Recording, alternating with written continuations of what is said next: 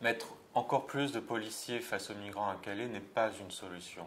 Il y a déjà beaucoup de policiers, peut-être un policier pour 2 migrants, c'est déjà beaucoup. Je pense que les forces de l'ordre ont aussi autre chose à faire dans ce pays. Et puis la situation est déjà extrêmement tendue dans les relations entre la police et les migrants, et ça va rajouter encore de la tension. Et ça va pas régler le problème de fond. On est aujourd'hui dans une situation exceptionnelle. Il n'y a jamais eu autant de réfugiés dans le monde depuis la Deuxième Guerre mondiale. L'Europe jusqu'à présent a été relativement protégée de ces flux de réfugiés. Ce n'est plus le cas aujourd'hui parce que la situation se dégrade aussi pour ces réfugiés dans des pays comme le Liban et la Turquie. Donc ces personnes arrivent et de plus en plus nombreuses sur le territoire européen. Les personnes qu'on trouve à Calais sont des personnes qui sont rentrées par l'Italie, sont rentrées par la Grèce ou par la Hongrie sur le territoire européen. Ce sont les mêmes personnes, les mêmes populations.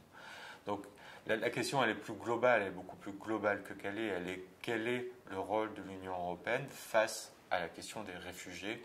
Comment l'Union européenne s'adapte aussi à la situation des réfugiés au XXIe siècle? On a changé de siècle, les conflits ont changé, les profils des personnes ont changé. La Commission européenne a fait des propositions au mois de mai suite aux 2 naufrages qu'il y a eu en Méditerranée en avril. L'accueil des États membres a été réservé, voire hostile pour certains. On voit bien que les États membres réfléchissent encore par rapport à leurs opinions publiques nationales. On ne fera pas accepter une politique d'asile ouverte ou respectueuse aussi de nos traditions, de nos valeurs et des droits de l'homme si les opinions publiques ne suivent pas. Mais les gouvernants aujourd'hui ne font pas ce travail de pédagogie. Ce qui est sûr, c'est que l'arrivée de demandeurs d'asile, de réfugiés, va augmenter, tout simplement, encore une fois, parce qu'on a un conflit qui finalement se tient pas très loin de nos frontières européennes. En Syrie, c'est plus de 4 millions de réfugiés, principalement en Turquie, au Liban, en Jordanie.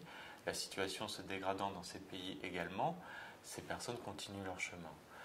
Il faut, en revanche, oui, éviter de reproduire peut-être les mêmes erreurs et de fabriquer finalement cette cohabitation, de fabriquer cette cohésion sociale en créant des liens entre les gens.